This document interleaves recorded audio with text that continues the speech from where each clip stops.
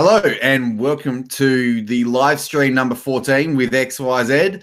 I'm your host and El Supremo of the channel, Matty, and this is the editor of XYZ, Dave Hiscox. Good to be here, Matty. Yeah, good to have you, mate. Good to have you. I just thought I'd have a quick drink out of this. Oh, what's that in your hand? I don't know. I'm going to keep talking so your picture doesn't This go is up. 3 out of 3. No more last quarter fade outs. 12 goals in the second half. I didn't even watch that game, to be honest. I just heard that you beat the Bombers. Well, you know, the Bombers suck this year. Yeah. We're playing them this week, by the way. I hope I don't eat a win is a win is a win is a win. Yeah, well, I will remember your words. Well, let's edit them out just in case. Oh, oops! I edited them out because we're prone to Matthew, losing. You shall not censor. You shall not censor. But I can censor myself, can I not? I shouldn't do that. It was I thought Hawthorn were almost gonna lose to the Saints for a little bit. I was yelling and screaming at the screen for a while, for a couple of quarters, because we weren't getting done. They were sort of let us off the hook, but we weren't playing very well. Yeah.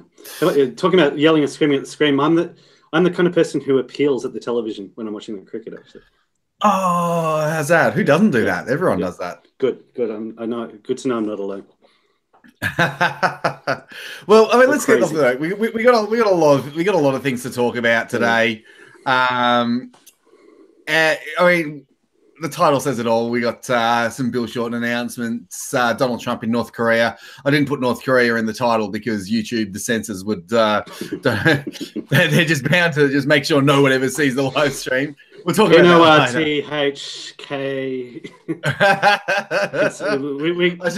How about we spell out the entire live stream? Yes, we should. We should do it in sign language. This is the live stream from now on. Yeah, I'm just making that up. Hey, you could work at a funeral in South Africa with that kind of skill, Matty. What do you mean, that kind of skill? Do you remember there was that the sign language furor over in South Africa when at Nelson Mandela's funeral there was the sign language person who couldn't actually do sign language. It's hilarious. Oh, that's interesting. Yeah. Well, I could do that then. I cannot do sign language. That's a skill that I've got. I'm sure you've got a skill like that, but not as good as mine. It's like this. But that means boobies. I just say it with my eyes. Yeah. You turn your eyes into big boobs. And obviously Alfie Evans and more. But I wanted to start off with a really quick story. Just a little bit of a funny one. I had a bit of an issue with the mainstream media. So it's a mainstream media. I'm going to talk about how silly and biased and ridiculous they are. This time we're going to talk about Triple M. So there's the wife. So I think it's the After 8 radio show with Tom and Ollie on Triple M. I believe you said you were listening to it before I was listening to it. Yeah. So what they were doing. Can't believe I missed you. I didn't get on the air as I'm about to tell you. Just ruined the story. Thanks, mate. And so they were talking about, is there a line in the sand with comedy? So what they were talking about was this comedy routine at the festival. So Melbourne has an international comedy festival here right now. And one of the guys did a Holocaust routine. So he was making fun of the Holocaust, which, I mean, it could bomb or it could be really, really funny. I don't think there's a line in the sand in comedy at all. I think as long as it's funny, it's fine. And even if it's not, if the intent is a joke and you fail with the joke, then like whatever. As long as the intent is not to hurt or anything like that, or then it's fine. And even if you do want to do that, you're just being a dick. Anyway, so they've asked the audience whether or not there's a line in the sand. Is there a line in comedy? Can comedy go too far? They're asking people for their opinion on this topic, and it was literally a day after the Count Dankula result. So I'm like, you know what? This is great. I'm going to call up. I'm going to talk about Count Dankula because it's. I actually thought it was about Count Dankula. Yeah, I thought they were referencing it. Yeah. Yeah, exactly. Like you would be forgiven for thinking that. So I've called them up because it's so topical, it's so relevant. and it's such a big free speech issue and comedy and all that kind of thing, and it's so relevant to the moment. I called them up, told them the story, and they're like, no, we don't want to go with that. No, we don't want to go with that. Little bit too not PC. So I guess there is a line in comedy. This is the message that they're sending. What a couple of flogs. Like, flogs, weak as piss, if you ask me. Absolutely weak as piss. Because they don't want to... Yeah, you go. They're not... Like, I mean, I said what happened. He said, gas the Jews, and the dog lifted his paw, and it was a joke, and it was all meant to be very, very funny. And they just said, oh, not going with that. Obviously, they're just weak. Like, weak little PC little twats, afraid to make any kind of offensive joke on the air. But here's the thing. If you're going to make a segment about is there a line in comedy, can it go too far, and ask the audience what their opinion is, then a little bit disrespectful to sort of draw the line at that. I mean, why even ask? If you know the answer, why ask? And I know, The great thing about comedy is, like, the best jokes are the ones which are just absolutely shocking. Like, of course, my favorite jokes are the worst kinds of jokes. It's why I love just like all the memes that are on the internet, and why I do my best to share some of the worst of them. It's because they're just hilarious. They just go to the places that, you know, you would never go. It's the thing that really frustrates me about comedians in general. Like, I find that they're left wing. They're often like they're kind of like those beta guys who have to try to, like, use humor to attract women, because, like, you look at the guys who generally do comedy, they're generally quite ugly, and there's this that they like to have this air of sort of being, like, edgy, but there are some very strict things that they know that they can never go across, and they do that on a you see it all the time, like whether they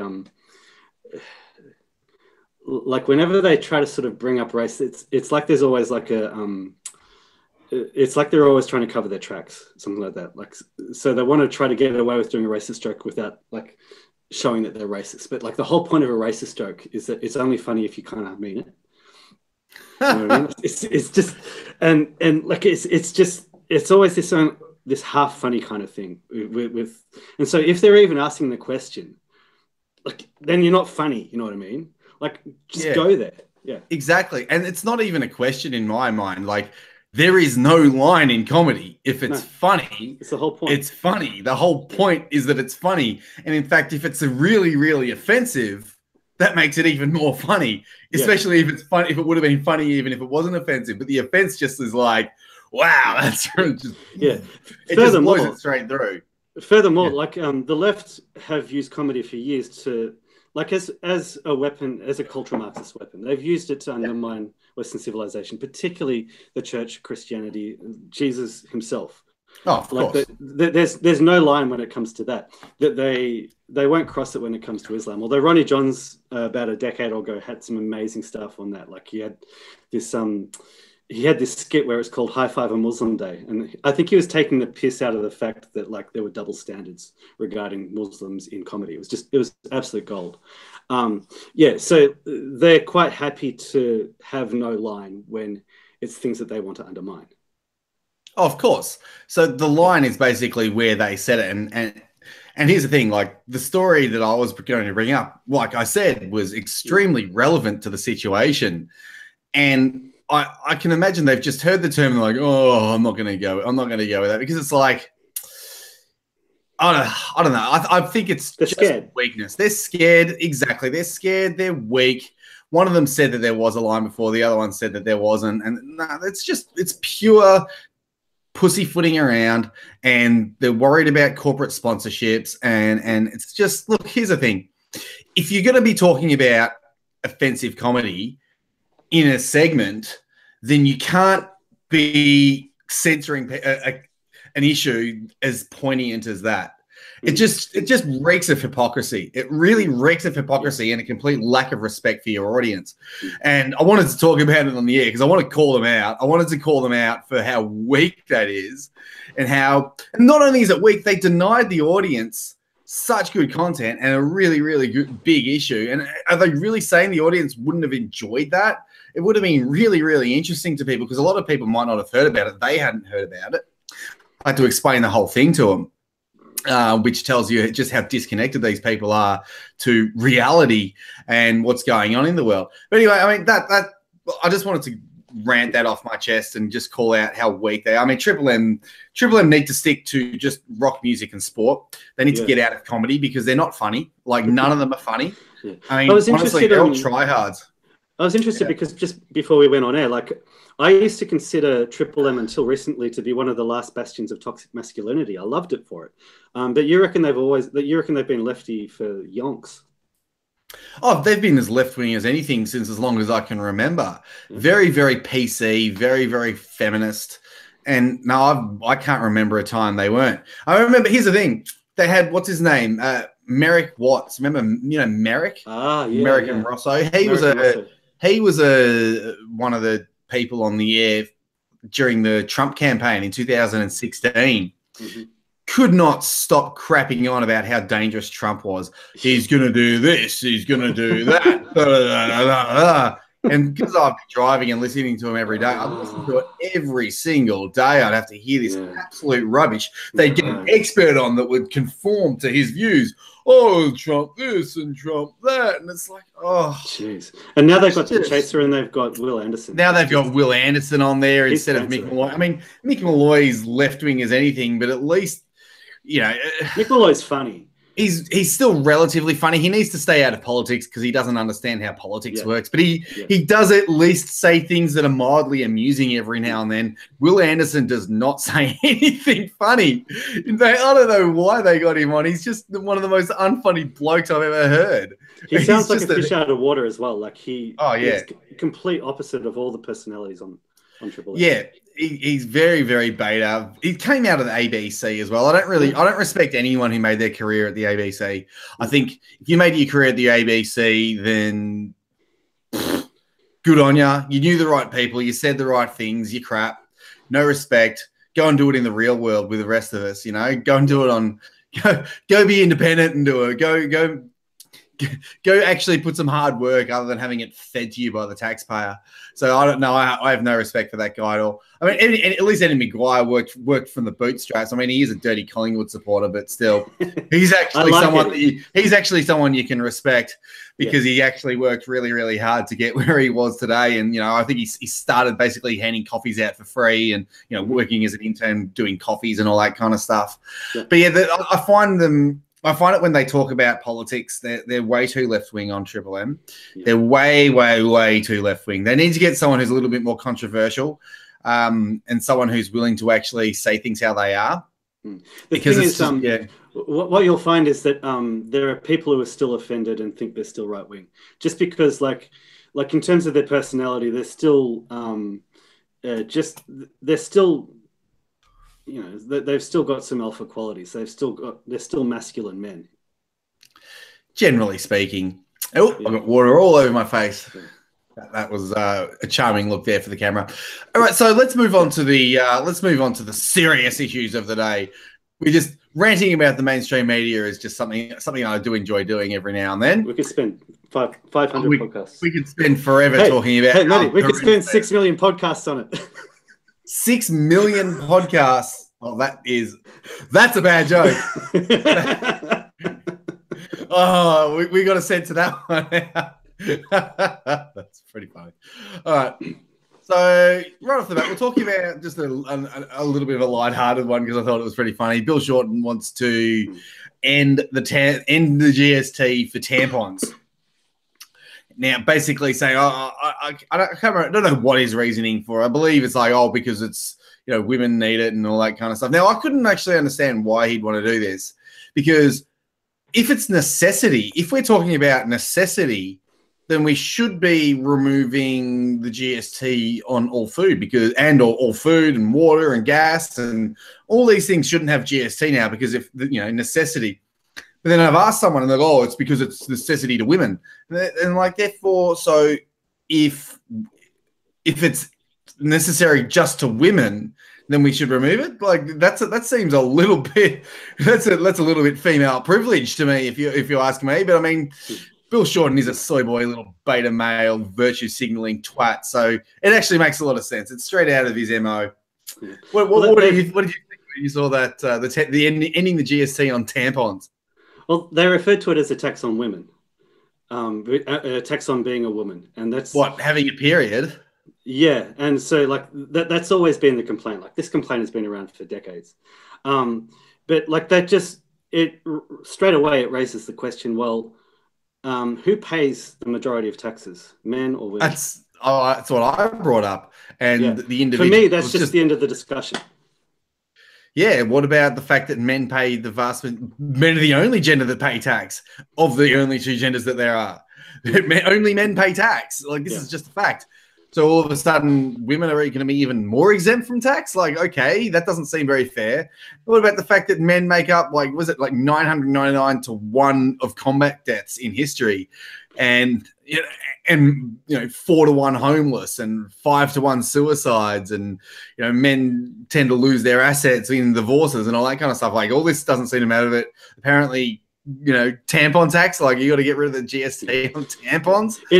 I'm sure there's more important things in life than just that. It really is. It's another wedge. It's like, well, if they get, like, they're going to actually say that it's a policy. It doesn't matter if they're actually going to follow through with it or not.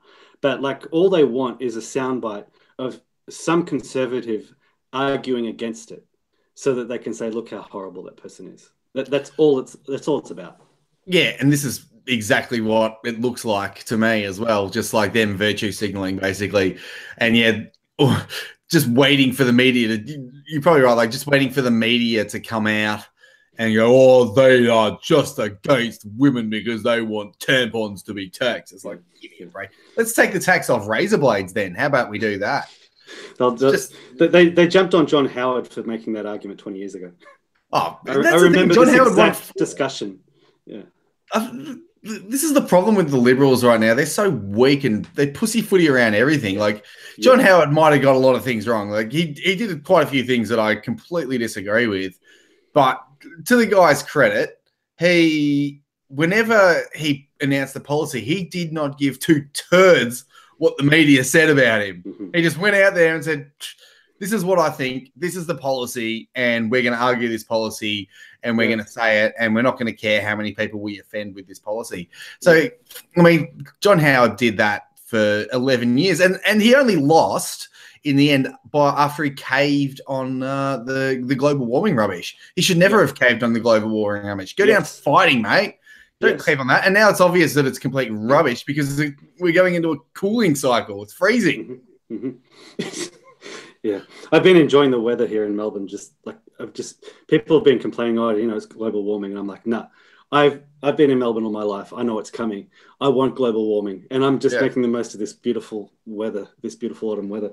Like you say, I'm with you on John Howard. It was an interesting one because, like, yes, he took away our guns, and he basically, although he stopped the boats, he laid the foundation for the complete demographic displacement of white people, which is just a little thing. A minor mistake there, mate. A minor mistake. Although he balanced the budget.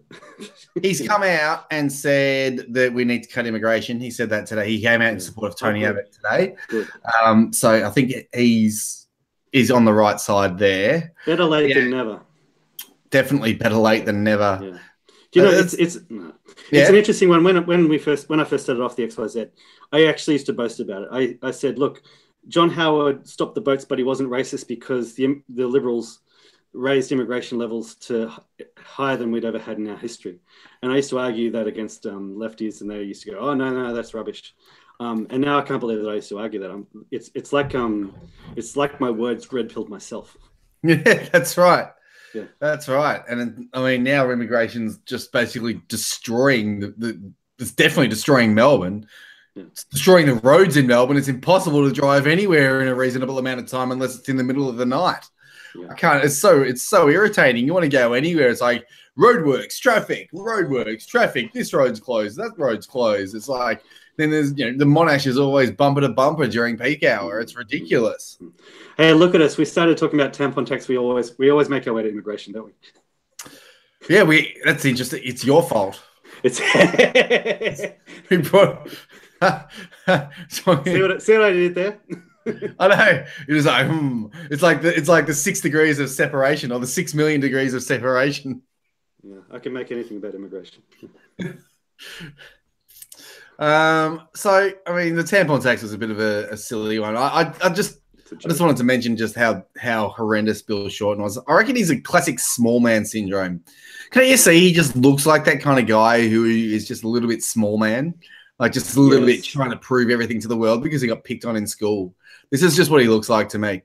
Classic union organizer, wants to send his union thugs on people, wants to run the nation like a union. And did you hear that that apparently, I didn't see this story because I don't watch the mainstream media, but apparently there are ACTU people who on Anzac Day were getting paid $1,800 a day to do road work and other construction under Dick Ears Dan Andrews. $1,800 a day for one day. And they normally get paid ridiculous amounts anyway. Just to be labourers. They're just labourers. Gee. Just to, you know what labourers do when one of them forgets their shovel? They lean against each other. Here we go. Put me on triple. Wow. Well, at least your jokes are like a little slightly above completely unfunny. Yeah. Like Triple M comedy is the joke, but at least that was a joke, so that's not that bad. Yeah, no, I just, I can't stand the union attitude. Unions are not good for workers. Unions are good for unions. So unless you're in a union, then you're not going to see the benefit. Everyone else struggles. On that note, the Liberals have actually come out and said, yeah, we need to loosen up IR policy, but they threw it out there the other day. I just read a quick story about it, but I don't think it's been spoken about all that much. It would be good if they could actually start fighting on industrial relations, because Julia Red-Gillard sent it back to the 1970s, and now no one can get a full-time job because no company is willing to hire anyone. Yep. Well, the Liberal Party there's a pattern of just throwing up thought bubbles. And like sometimes you get the impression that they're just trying to signal to the Conservative base as well. And that's why, like, I remember last year there was a storm in a teacup for about a week about possibly introducing harsher English language tests for immigrants. And that lasted about 2 days. It's Turnbull knows that he's losing people, and like every now and then they throw those things out just to go, hey, we're still trying to look conservative. I know, and it's like, did you see that Nick McKim from the Greens was trying to attack the Liberal Party or Peter Dutton for wanting English tests on the citizenship test? Yeah. Making it so you had to actually speak English in an English-speaking country. Yeah. The gall of it all. Like, how could you possibly want people to speak English in a nation founded by British people? Like, these left-wing, these people, like, I wish we could just deport them. I wish we could just go and find everyone who was left-wing and just say, go to Venezuela. You're more welcome there. Like, just Venezuela and North Korea. And well, North Korea might be becoming capitalist, which is a great segue into our next topic. Yes. Of Donald Trump, the peacemaker of North Korea. Now, isn't it really, really funny how, like, the mainstream media, they were sort of painting him out as he's going to be really dangerous. He's going to cause World War III because of North Korea. And if World War III starts, it's completely his fault. The moment peace talks start, all of a sudden, no, Trump didn't do that. Trump didn't do that. I mean, it's only like the president of China and the president of South Korea saying that Trump was a big part of the peace talks. But, Trump didn't do that because, we're the left-wing media, and we could never, ever, ever admit that Trump is actually a good president, which he is objectively, despite his big mistake a few weeks ago that I made a video about. Yeah. Well, you and I have different takes on that. Like, I agree with a lot. Like, we shouldn't be in the Middle East. But I don't think that the bombing of Syria... Well, it wasn't a mistake in that terms. The bombing of Syria had nothing to do with Syria. The bombing of Syria had everything to do with North Korea. The same thing happened last year when the US bombed Syria after the last non-existent gas attack. You saw just like basically that week, China agreed to put more pressure on North Korea, and North Korea sort of made overtones, and the ball started rolling.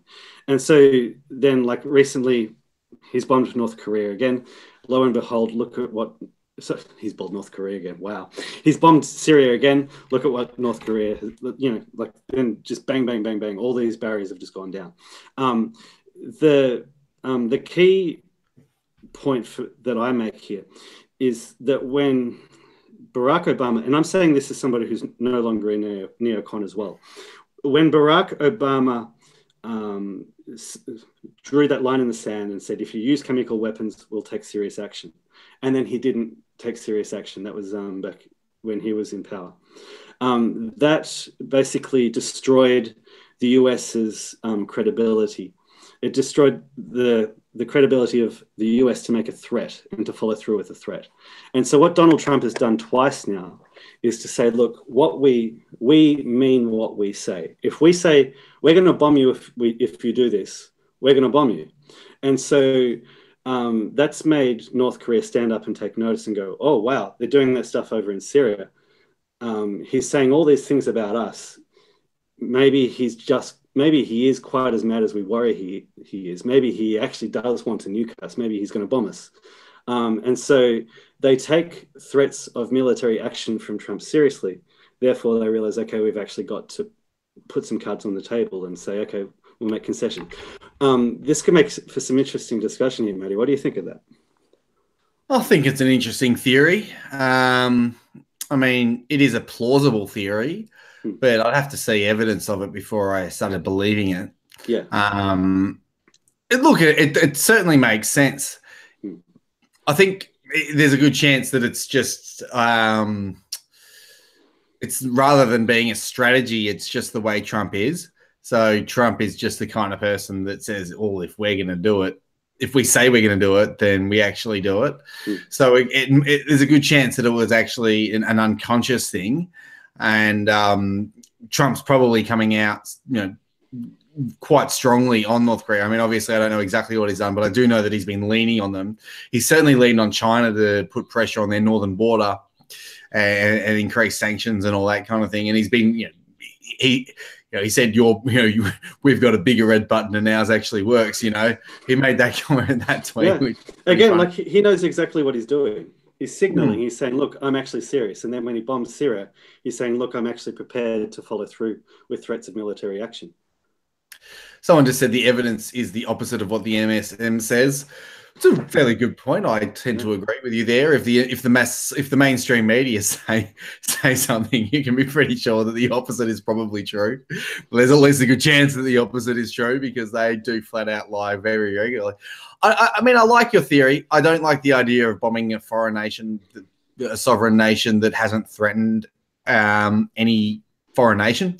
I mean, Syria hadn't threatened any other nation. It was only killing rebels, and that the gas attack that it was in response to was fake. It was, a reporter on the ground went and asked people in the area whether there was a gas attack or what happened during the gas attack, and they said that there was no gas attack there. Do you want to hear my real, big, tinfoil hat theory? All right, pull it out. Pull out the tinfoil. Let's I'm wearing my tinfoil hat. The US false flagged both of them so that it could put pressure on North Korea. That's as tinfoil as I get. That's as tinfoil they could have. You know what? And here's the thing. Do you know what wouldn't surprise me at all? I think I mentioned this in the live stream a little last time or two when we spoke about this last time, is they might not have even bombed real targets in Syria. Oh, yeah. So they might have actually got on the phone to Assad and said, give us a target, we're going to blow something up. Yep. And then just blowing something up for the cameras. Because all you see is cameras. All you see is explosions on film when they happen and, big fireballs, and it's all very spectacular. So, I mean, I could be completely wrong in that theory, obviously. But I haven't seen reports of major casualties or anything like that. So, I mean, it just could be that I haven't seen them. Me not seeing them doesn't mean it didn't happen. I've got to put that in there. But it would not surprise me at all. Yeah. Here's another thing, coming back a little bit more to reality, because a lot of people are worried that World War III could be sparked off by a proxy war in Syria, because you've got major powers. You've got Russia in there, and you've got the US. And like when it all was happening, like both Russia and the US were moving forces into the vicinity of Syria, and people were going, "Hey, there's a chance that." Like, you know, what they were worried about with the Cuban Missile Crisis, like a battle over something which isn't maybe not quite periphery, but like in the sphere of influence, like a contested sphere of influence, can lead to a major power confrontation. But both last year and then again this year, like we've seen that like nothing more has happened. To me, a major power confrontation between the US and Russia is unlikely. I'm just like, if they were able to avoid it during the Cold War, and we don't have the enmity of communism versus capitalism in this time round, I reckon that they're smart enough to avoid it. I don't see World War III happening outside of something really, really horrendous. And I mean, I was a bit worried that war might start out of Syria because it was an act of aggression on a foreign nation, and that's something that you should worry about. Yeah, mutually assured destruction is still in place. So while that's in place, then it's less likely that we're going to have a major nuclear war. Obviously a nuclear war would be an absolute disaster. There'd be lots of people dead. And the thing is about nukes, the thing with nukes is it's like, it's pure mass destruction. It's, you know, you're just going in there to kill a lot of people. And it's kind of like, I mean, if wars are ultimately about resources and territory, then if you're putting in nukes, you're basically destroying the resources and the resources of the people, because people are a resource, as Negan from The Walking Dead likes to say. It's the truth. People are a resource. People are productive. People are what produce the goods and the services and the wealth. So killing people is a bad idea in terms of resources and all that kind of thing.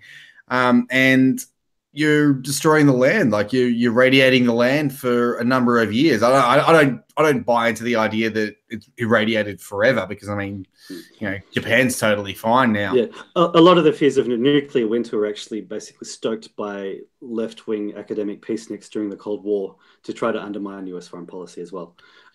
It is an issue, but like a lot of those fears have been exaggerated. Well, it's just like Chernobyl. I mean, Chernobyl, they said that tens of thousands of people died, but a lot of the vast majority of deaths were because women aborted their babies because they were afraid of having deformed births. Yeah, wow. Only 78 people actually died in Chernobyl, and it had nothing to do with nuclear power and everything to do with scientists just pushing a rickety old nuclear facility to the edge. Like these were Soviet scientists who just who were being stupid. Really, really stupid. I mean, we should actually have a big discussion about nuclear energy one day, because nuclear energy is an important source of energy around the world. And given the fact that Australia has the world's largest, uranium deposit, and we have the world's largest, it's like the other one, it's like thorium, or I can't remember what it's called. But there's the other.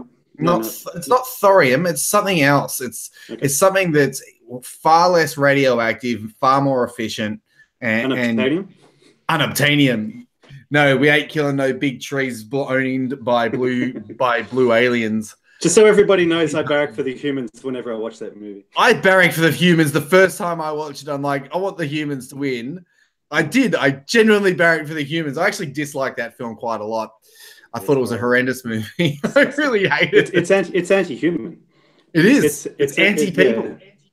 It's like, it's anti-people, and it was ridiculous. And it was a rip-off of Dances with Wolves. But I mean, that's just, yeah.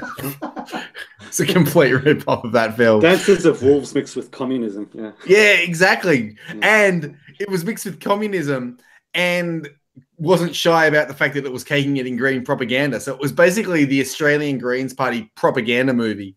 And, and it was about as obvious as anything to anyone with half a brain who was watching it, how terrible the propaganda was in this movie. And there were a lot of, I can't remember exactly what happened, but I remember there were a lot of kryptonite sandwich moments. Do you know what a kryptonite sandwich moment is in a movie? Have you ever heard that term? No, I haven't. So a kryptonite sandwich moment in a movie comes from the term like kryptonite from Superman. So Yeah. Superman, you know, he can fly, he's got super strength, super speed, all that kind of thing. And kryptonite makes him weak, right? So if you ever saw Superman eating a kryptonite sandwich, you'd be like, that's ridiculous. Why would Superman eat a kryptonite sandwich? Kryptonite kills him. Yeah. So it's like a kryptonite sandwich moment. It's like if you set the rules in the movie and then you break those rules in the movie, you violate the kryptonite sandwich law. And I can't remember exactly what happened, but I know there were quite a number of kryptonite sandwich rule breaks in that piece of propaganda. Yeah, right. Probably as many as there were in The Last Jedi. Yeah. Okay. Yeah, well, I mean, The Last Jedi was less of a kryptonite sandwich, more of a dog's breakfast sandwich. Yeah. It was a pretty bad film. So if we take it back to Trump and Syria, so we both have different takes. Like I appreciate the fact that you can, like, you know, I know you don't go along with my theory, but thanks for saying that it's plausible. The fear then, amongst a lot of people, is that Trump is either a neocon or is compromised by the neocons. But from what I see going on here, my take on it is that Trump knows what he's doing. He knows that he has to sort of keep the neocons sort of just happy, to avoid a coup. But he's not afraid to use US military power to get what he wants, but he doesn't have the neocon agenda of using US military power to reshape the world. He's just looking out for US interests. Again, it's a plausible strategy, and given the events of North Korea, I tend to agree. I don't think Trump is I don't think he's been savaged by the neocons and he's turning into a globalist like George Bush and Obama. So I don't think he's going down that strategy. I think he actually does genuinely want what's best for America. He wants to make America great again. So I do believe him when he says that. I believed all of everything that he was saying. The principles, obviously, he makes a lot of bluster and he says a lot of things that are hilarious to me. Like when he goes out and says stuff like my button's bigger and ours work, and the media go mental over that. I love that. I think it's amazing. It's like what's happening with Kanye, where he says something and they're like they crack the nuts. It's fantastic. So I love Donald Trump. I think someone mentioned in chat that it was the madman strategy. I love his madman strategy, and he's basically got the leftist media thinking he's an idiot. And anyone who's read a book called The 48 Laws of Power knows that you always want to seem stupider than your mark. And the American left are his mark. So to them, he's always seeming stupider to them whilst being 5 steps ahead of them all the time and being a hell of a lot smarter than them all the time. So I think, you know, he's doing really well. He'll probably win 2020. I think a couple of people have said that unless there's an economic recession or a major war, he will win 2020. So they would have to take a serious economic downturn for him to lose at this stage. And I tend to agree with that. This is pretty much, you know, I always said that if he gets those tax cuts, and the tax cuts have done well, and he really needs the wall though. The biggest thing, if he gets that wall, you may as well just run him in for 2024. And I don't know. I don't know if we're going to be treated to the amount of triggering that we got last time, which is unfortunate. But it would still be good to know that he won a second term and the left are running around. If he wins a second term, that'll be in 6 years' time. And think about how much the world paradigm in terms of political discourse has changed in the last 2 years. And it's still changing very, very quickly. So by the end of his term, it could be completely changed. We could have a whole lot of new alt tech companies out there dominating the market. And you know, conservatism will still be cool, and the left will just look like fuddy-duddies by then. So I get the feeling that if he does get a second term, that would be maybe long enough to save the world, because the person after him will pretty much have to follow in his footsteps, which could be good. So. It'll be really important that he continues to have success.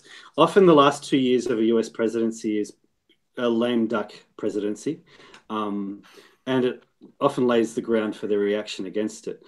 George Bush in his last 2 years, like he succeeded with the surge temporarily, at least, but it's like he'd lost that vigor that he had in his early on in his presidency, and he'd lost the support of a lot of the US, and it's like people had stopped listening to him. And a similar thing with Obama. By his last 2 years, like the only people who still adored him were just the lefty elites in Hollywood, and just, you know, no, we shouldn't even refer to them as the blue states, the blue cities in America on the coast. So what's really important is that Donald Trump lays the foundation for a good, solid couple of decades of Western renewal.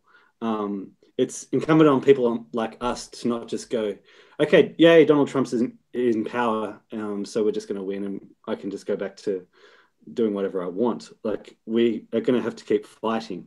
And yeah, it'll just, like, Donald Trump, he's the guy who hopefully can turn the tide, hopefully can set us back on the right course and lay foundations. But what is really important after that is we'll have to keep building.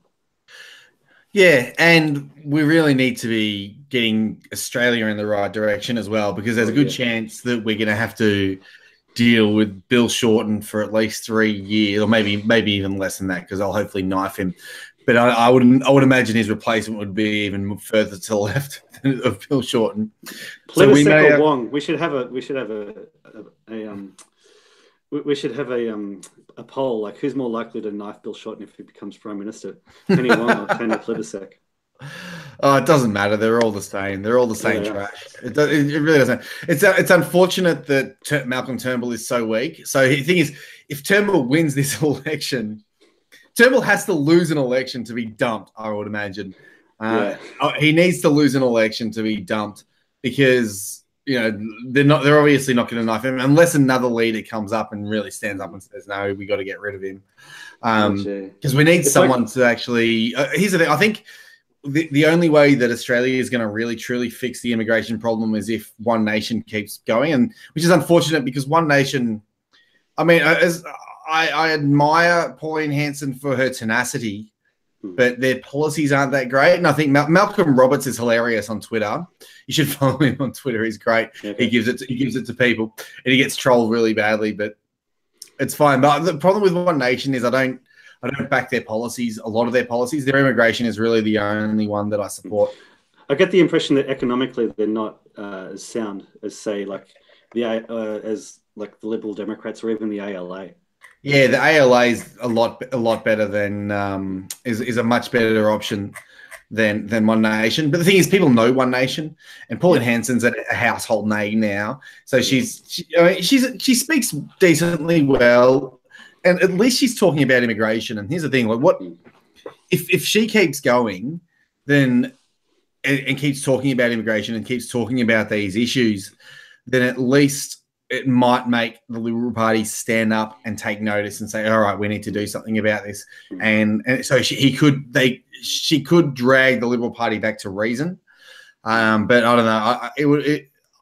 I'm not as optimistic for that on that one. Yeah.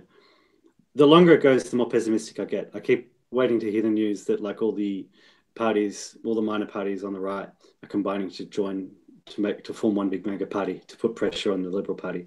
But it doesn't look like happening at the moment. I think that would be the big thing. It's also incumbent, I guess, on Conservatives. Like, I still keep changing my mind, you know, like, am I still going to preference the Liberal over Labor, or am I going to say, look, let them die, so that we can, like, sink even further and then try to rebuild something from the ashes? Yeah, it's a tough one, isn't it? Yeah. The Conservatives are. I mean, the Conservatives will probably win a couple of seats again. Someone in the audience, Heckler Roll, funny name.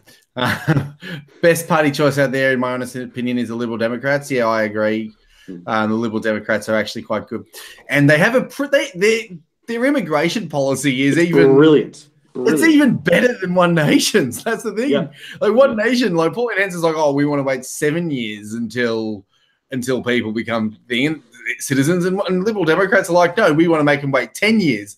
So it's not much to say from 10 years to go, oh, well, let's make it 20 years. And then like go from 20 years to like, no one's allowed to become a citizen unless they're born to a citizen or they do military service, which I think should be the actual rule. Like you shouldn't be able to just come here and become a citizen. It should be impossible unless you do military service, or you can marry a citizen and then have your children will be citizens. That should be the only way that you can become a permanent citizen of Australia. Everything else should be temporary residency. So I mean, the thing is, even that, like the Liberal Democrats have the best immigration policy of the minor parties, as far as I can tell right now. Yes, and yeah, and from there, like it's just another step to go. Let's have a moratorium on immigration for a good 10 years. Just let this settle down. We don't need anybody new in. We don't. We've got more than enough people in here to work, and we don't need more skilled migrants from Tanzania. We don't need more skilled migrants that don't have any skills. We don't need more people coming in driving the cost of labour down, so business can basically pick and choose who they want to hire. We don't need that anymore. It's fine. We've got enough people. Shouldn't be allowed to. There should be no skilled migration to Australia unless you've got a job on over $150,000 a year at a minimum, maybe even $200,000. Just say, all right, you can be. If we can't find someone for $200,000 a year, then we can go overseas. Otherwise, just pay someone more. Pay people more. It's not that we don't have Australians to do the jobs. It's that we don't have Australians to do the job at that price. Just raise the prices. Create incentives. People will skill up. People will go to uni. They'll start taking up those jobs in order to get the higher pay. It's really, really simple. It's just the law of supply and demand. We don't need skilled migration from other nations. We just don't need it. We really don't. This is really important then, Matty, because what you're making here is a free market case to stop immigration, because a lot of the people on the conservative side of politics who say, no, we need immigration to keep growing the economy. When you say, no, we want to stop immigration, they'll call you a leftist. You're actually making a free market case for stopping immigration here. Well, it's more a case of wanting to protect the borders, but you want to stop people from coming in, because when you bring in migrants, especially low-skilled migrants, which is what a lot of them are, you drive the cost of labour down, and you get people out of jobs. I know it's like they took our jobs, but that's literally what it is. It's literally them taking our jobs. And especially when a lot of these migrants are from Asian countries and Asians coming and doing courses in Australia, they tend to take up a lot of the jobs in the service industry, and they do it for $15 an hour cash, $10 an hour cash. Those are jobs that could go to an Australian. That's a job that could go to a local. Instead, they give it to an overseas student. The jobs that should be going to high school students. Exactly. They should be going to high school students. You're exactly right. But instead, they're going to university students from China or South Asia. And it's just... And this idea that we need more immigrants to grow the economy is an absolute load of crap.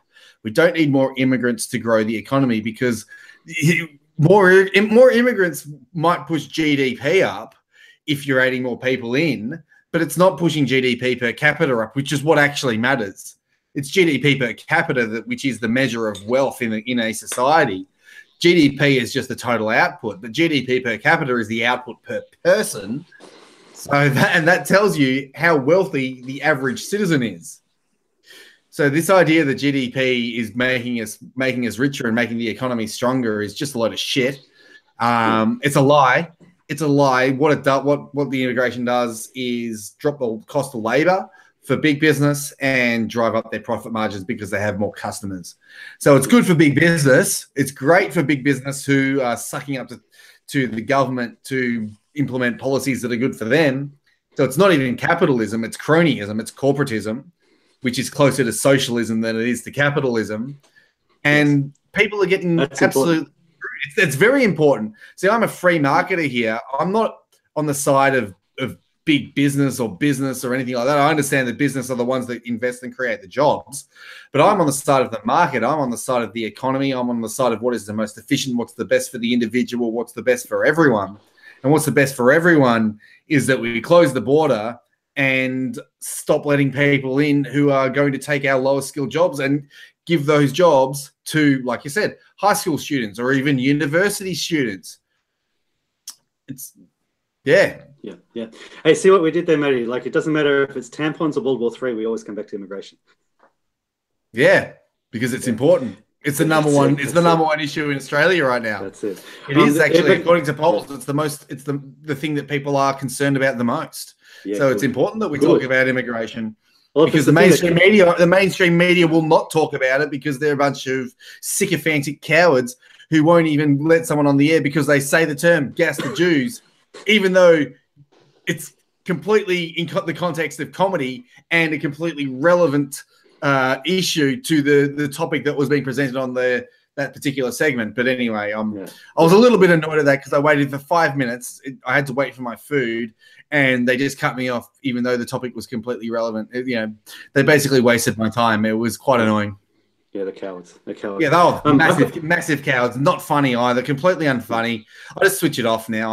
Every time I hear them, I'm just like, I'm just going to put music on my CDs. Anyway. Well, if we're talking about immigration to Australia, I've got a story for you, which is a good segue for that. It's regarding a recent announcement by the federal government that they're going to build a $50 million memorial to Captain Cook. It was announced on the 29th of April, which is the anniversary of when Captain Cook actually landed on Australian soil at Botany Bay. And so I saw this briefly on the news. Occasionally I sort of check in with Norman News because I don't want to be completely isolated from the rest of Australia and just see what people are talking about. I watched it with the sound off, and then I saw a couple of headlines. And so often the way that I get ideas for articles is like, I'll get all these ideas, I'll write them up, then I'll just check the article just to make sure I've got all my facts straight, and I'll put in some quotes, bang, it's done. So I wrote up a whole article, which I was actually going to call this article Russian Internet Trolls Force Malcolm Turnbull to Build Memorial to Captain Cook, because I was going to sort of, make the connection how like the MSM always like to refer to like, those far-right trolls on the internet, Russian internet trolls.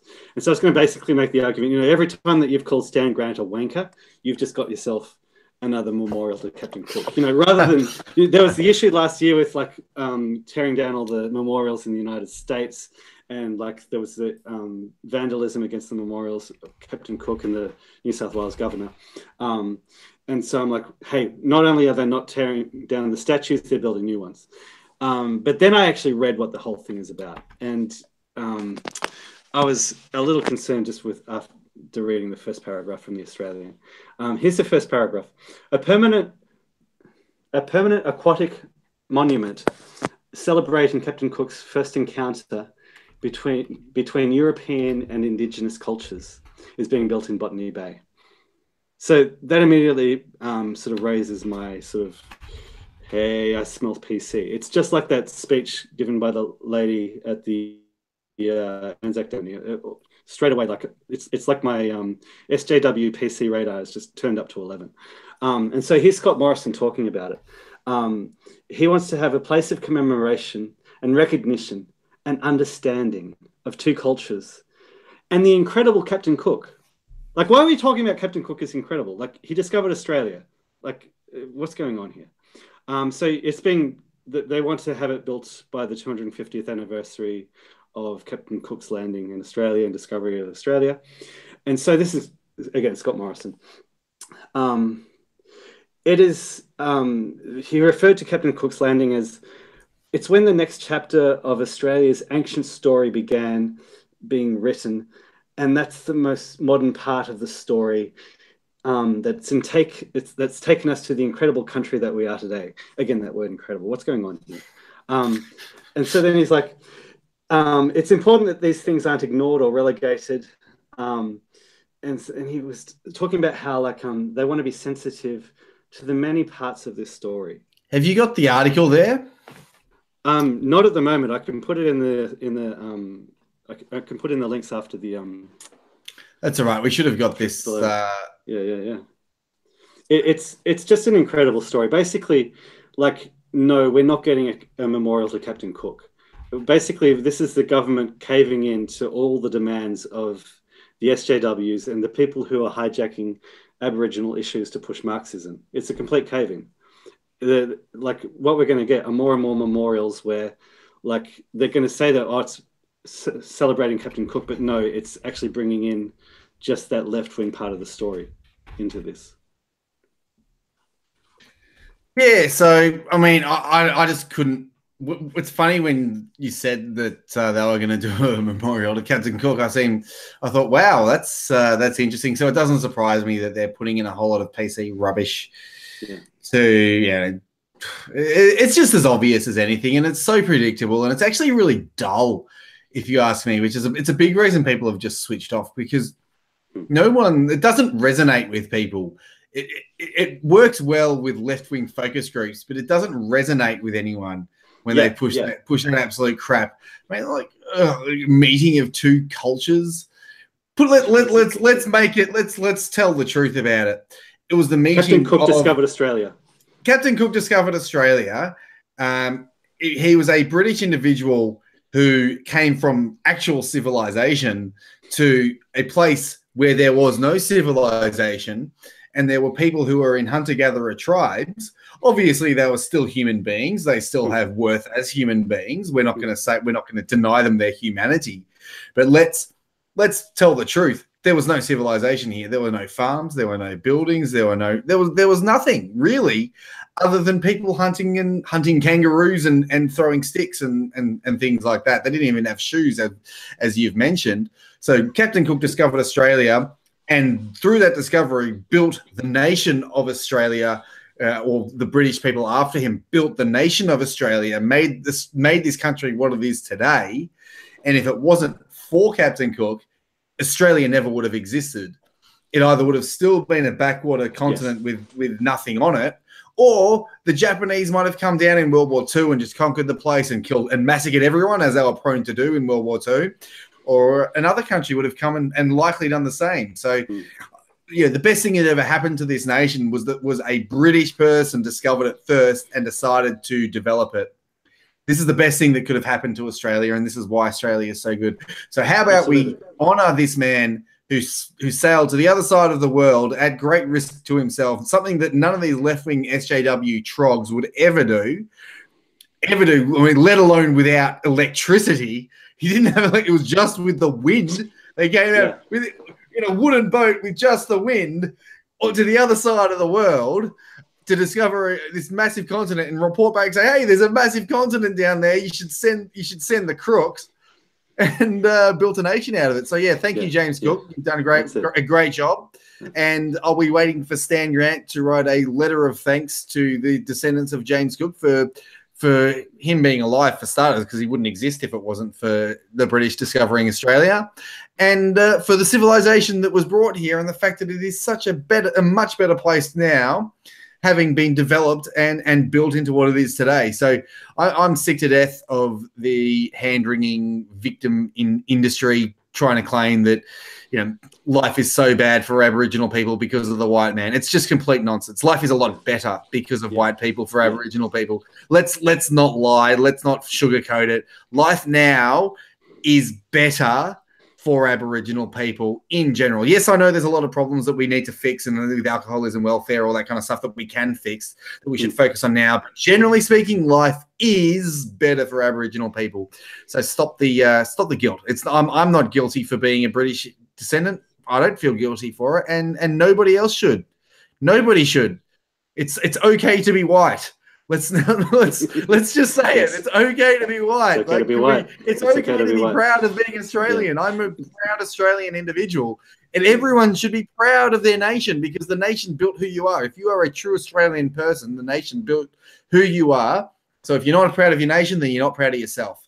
And if you're not proud of yourself, well, I mean, I know leftists actually generally aren't proud of themselves, because they all tend to be miserable little sods that nobody actually wants to hang out with. Really, truly, if you think about it. Truly. Who wants to hang out with a leftist? Honestly, does anyone actually want to hang out with a leftist? Like, genuinely, voluntarily, from the deepest part of their heart, think, I'm going to hang out with this twat today and get lectured at for not having views that they disagree with. Yeah. What a great plan for a Sunday afternoon. Yeah. Matty, do you know what my favorite part of this story is? What's that? The memorial that they're building. They're building this building. They're building a building. This building, it's this big long, it's like a long rectangle, and then it has like a roof like this.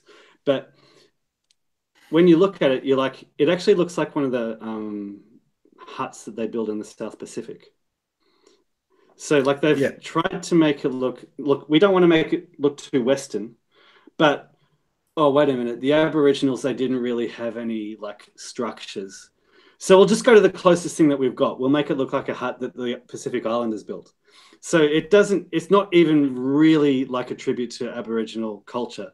Like they've had to import like some South Pacific Island culture or architecture into this building. It's hilarious. I saw it and I'm like, are you actually serious? Are you actually looking at what you're looking? Has anybody gone, wait a minute, this is probably not a good idea?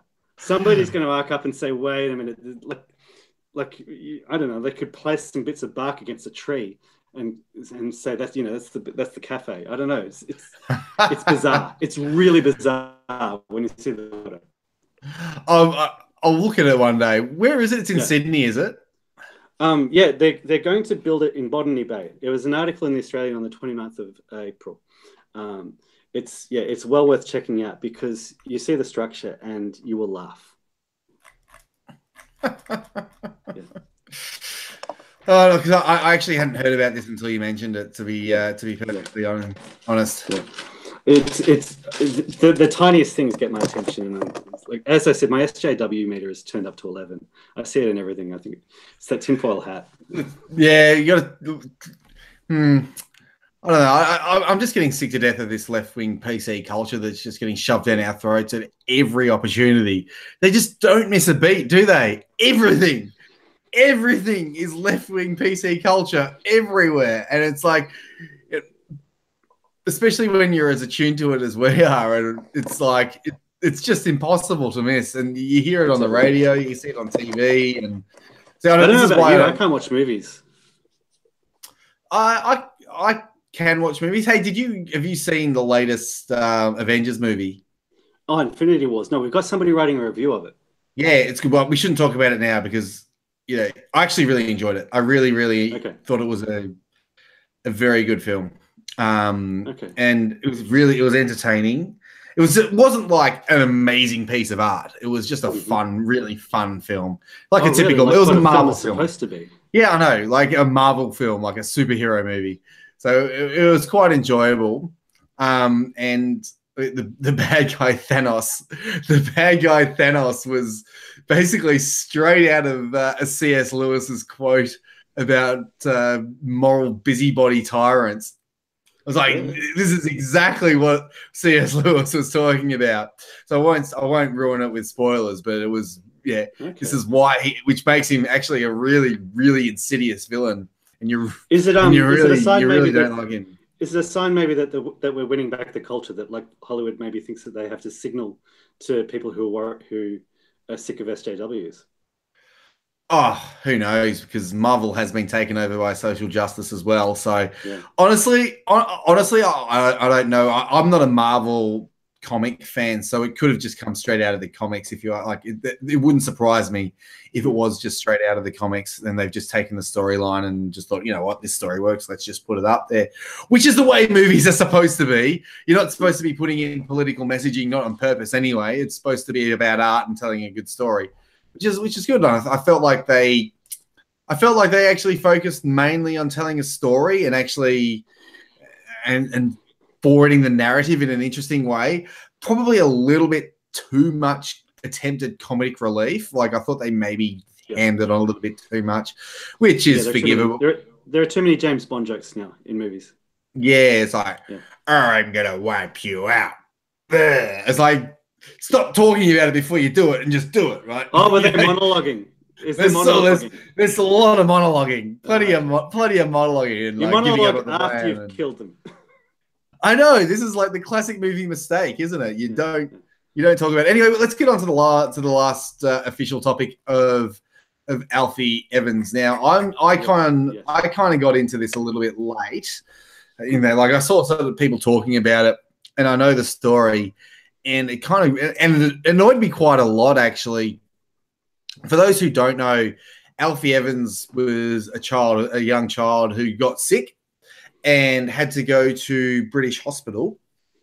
And I'm not gonna try and repeat all the facts and all the entire story or anything like that. But he was very, very sick, and the British doctors basically said that he wasn't going to be cured. He couldn't be cured, and so the parents said, "All right, well, we'll take him to Italy," because Italy said that they'll treat him there with a different treatment. And the British doctors basically said, "No, you can't take him." So he was going to die, and Italy offered to help save him, like at least do something to see if they could maybe at least try. The parents have the right to do everything they can. But instead, the British the British healthcare system just decided that they owned the child rather than the parents, and the parents had no rights over him, which I thought was a little bit insidious. And it's basically, and it's telling that it's in the UK, which is now officially a totalitarian state, where children are the property of the state and are not. I don't want to call it the property of the parents, because children aren't your property, but they are. You are responsible for them, and you make decisions for your own children when you are their parent. They've taken all that decision away, and they've just basically taken ownership of people's children. So I think it was quite insidious. I think it's waking a lot of people up to the abuses of the United Kingdom right now. It's dystopia there. It's proper dystopia. It's like they're really, really going, and this is under a conservative government. Imagine if Jeremy Corbyn gets in.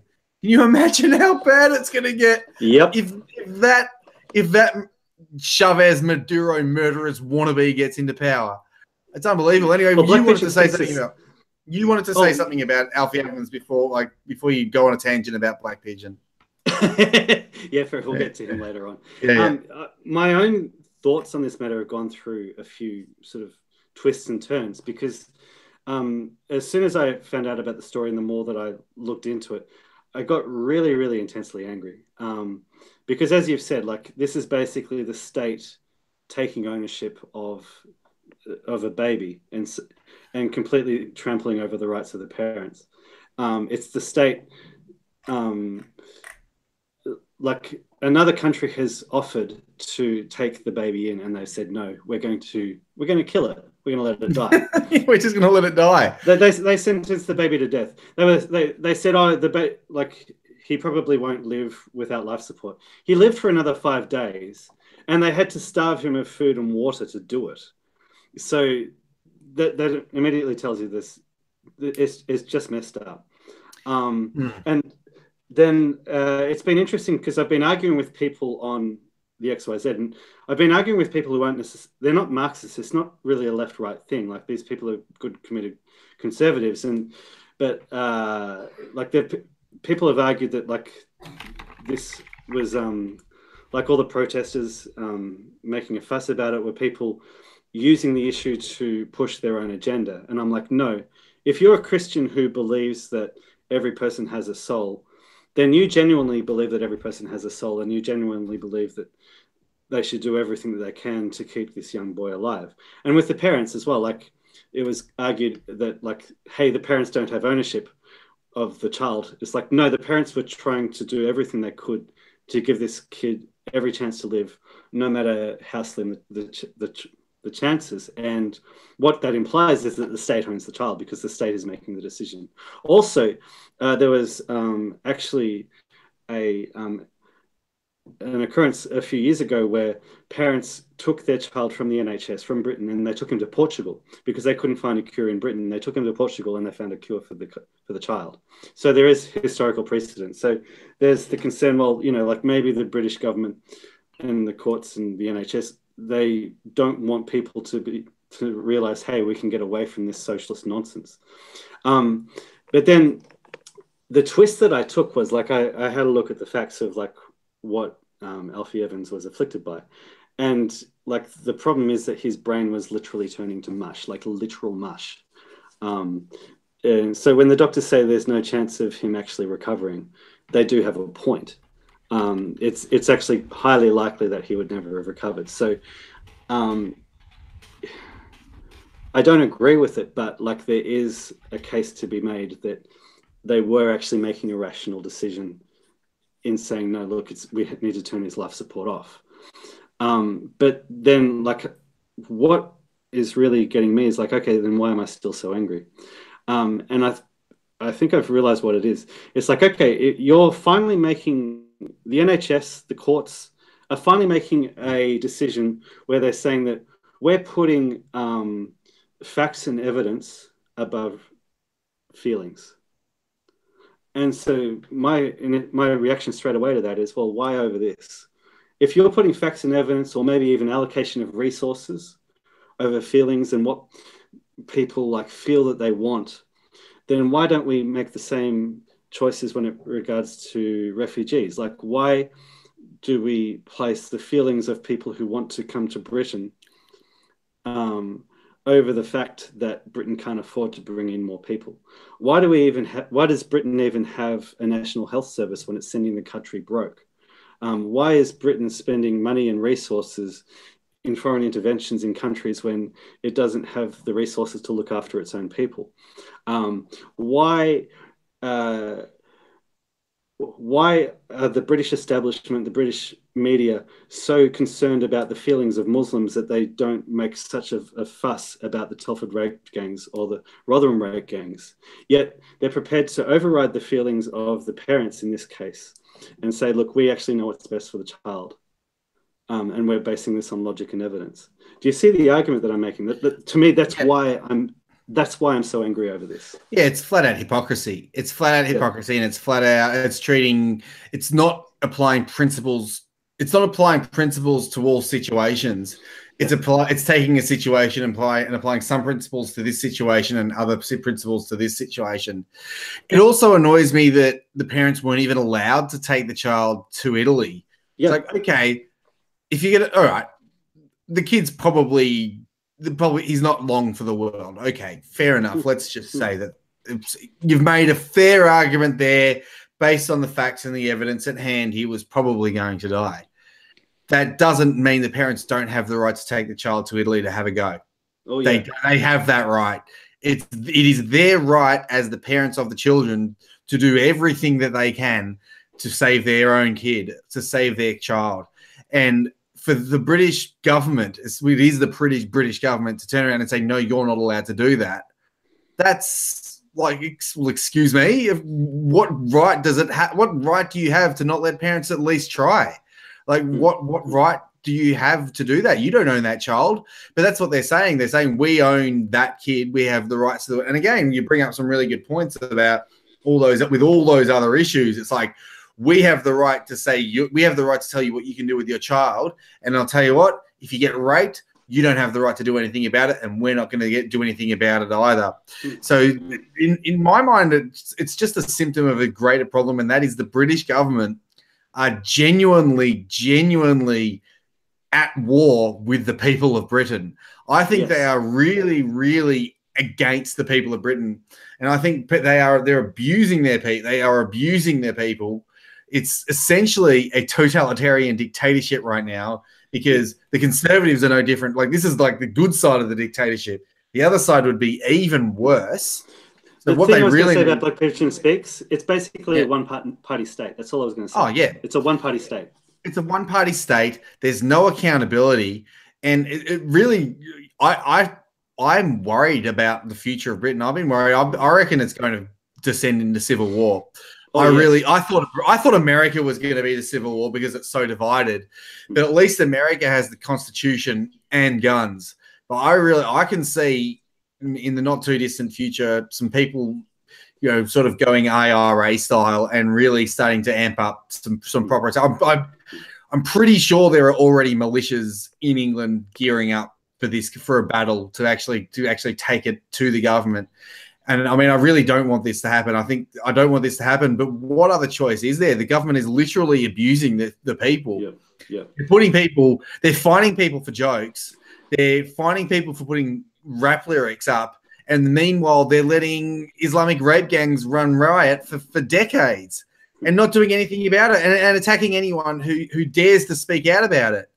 It's like, you know, and what's his name? Tommy Robinson's getting death threats constantly. Mm-hmm. And, you know, they're basically saying, can't do anything about it. Meanwhile, you know, parents aren't even allowed to take their kids to Italy so that they can at least have the peace of mind that they tried everything. So I really think that the British government should really reverse course very, very quickly, because how much are the British people going to put up with? It's genuine abuse. They are genuinely being attacked. Yeah. And it's issues like violently. This. It's actually violently, because the British people are enabling these Islamic grooming gangs. They're enabling them. It was the authorities let them do it. Yes. And if you know of a crime that's going to be committed, if you know that someone's going to go and murder someone else and you don't do anything about it, legally that's aiding and abetting. So the British people are responsible for genuine violence against their own people. Yeah. It's fucking horrendous. I'm saying that because it is. Oh yeah. It is horrendous. It's really it's a really, really bad thing that they're doing. And I think it's well past time. But then the British people you shouldn't resort. Violence is the last resort. We do not want violent confrontation. What the British people really need to do is wake up very, very quickly and start protesting and start being heard and start letting their voices being heard and say, no, enough is enough. You don't have the right to do that. You don't have the right to tell us that we can't treat our own kids, and you must enforce the law when it comes to migrants, and you need to close the border and kick a lot of them out as well. Yeah. Yeah. It's emotional issues like this. Like, this is a really emotional issue. This is the sort of thing that can really spark people up. It's why I favor like nationalism and religious sort of symbolism over libertarianism, like in terms of like when I sort of describe myself politically, like that's where I am. It's because those are the things that really inspire people. Those are the things that really get people going. This is like, as I said, like, yes, you can make the case that yes, he was going to die, but the way that it's been treated, it just really raises the emotions. And when you consider the hypocrisy of all the other policies that they have, it's the sort of thing that can really spark something. And as we're saying, like Britain doesn't have long, and it doesn't have long to really turn the ship around, because the demographic displacement of Britons is increasing. Like, if they're a minority in London, Birmingham is just gone. And the more and more immigrants that come into the country, the more left-wing the country becomes as well. Because although some small pockets of immigrants, like the Hindus, tend to vote Conservative, the vast majority of them vote for left-wing policies. And so then if you have like the British people, from what I've seen, they're pretty cucked. The country is just going further and further left. They're just going to vote for more and more of these policies. They're going to vote for more and more socialism, more and more demographic displacement. It's just going to accelerate how bad things are going there. They don't have much time to turn it around. That's the thing. And then it'll eventually just collapse, and we're going to have what happens when a nation collapses. And this is exactly what we're warning. Everybody dies. Yeah. Not everybody, but a lot of people do. A lot of people die, and it's not just British people, but not just like everyone. Everyone dies. Everyone suffers. Everyone gets caught up in the conflict. Multiculturalism is bad, and we've got to really. Multiculturalism is bad. If you're going to invite people to immigrate into a nation, they have to fully integrate and become full members of that nation, under that nation's culture, fully adopt the language, fully respect the laws, and not respect them now and then take them over later, as some cultures like to do. but fully integrate and become a full member of that nation who just happens to have a different ethnicity. That's the only way it works. You can't be having ethnic enclaves. You can't have that. It just creates division. It creates mistrust. As you said, a lot of the immigrants tend to vote for left wing. They tend to vote for more of it when they become citizens and voters. No, you've got to call it out very, very quickly. And yeah, I don't see Britain getting better, unfortunately. I think, but who knows? Like, who knows? I mean, maybe I'm being a little bit too pessimistic. I could be a little bit pessimistic. But you know, maybe they'll turn it around. Maybe this will be a spark. Yeah, I hope I'm wrong as well. I really hope I'm wrong, because I think Britain's the mother country. We don't want Britain to fall. We really don't want Britain to fall. I don't want bad things to happen in Britain. Well, that's an important thing. If Britain goes, Australia goes. Because like, what's the point of maintaining British culture in Australia if Britain can't even maintain British culture and British identity? Well, we can be Australian culture. We can still. But Australian culture is based on British culture. Like, classical British culture. Connected. Yeah. Classical British culture. We were the strong ones, the adventurous ones, and who left. Oh, yeah. Britain. Okay, that's a plausible argument. Yeah. We left. We have the stronger genes. I don't think Australia is anywhere near as cucked and weak as Britain is, by any means. I mean, look, we've got guys like Blair Cottrell who are out there saying things and just shamelessly. And the amount of people I meet that are just saying it, they'll just say it right away. I mean, we're in a nation where Pauline Hanson is popular. You know, we're in a nation where immigration is the #1 topic. It's just that the media and the elites don't want to talk about it. It's everyone else does. So Australian people value Australian culture. We're an Australian culture where people get pissed off when you insult Anzacs. You know, we do have a bunch of people trying to take away Anzac Day, but everybody hates them. You know, everyone hates them. They don't realize that everyone hates them, but everyone hates them. It's just the media elite and the political elite and the business elite. It's the people on top, those people at the top of the pyramid, the globalist fools, who are just trying to who are trying to push it onto people. And it's just a matter of talking about it more often and getting people's minds open to what is going on. And, you know, for want of a better term, red pilling them to what's happening and why politicians are doing what they're doing. But again, Australia, the biggest issues, immigration is the #1 issue in Australia, debt and taxes. These are the three. I think these are the three biggest issues in Australia. I think that was immigration, the debt, and there was one more, which was like a very conservative. Like the three biggest issues are conservative winning points.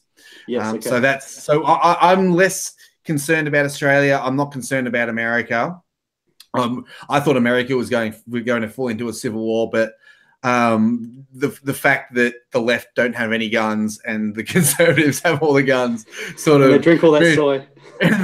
They drink all that soy. But remember, I actually saw that the soy thing isn't actually true.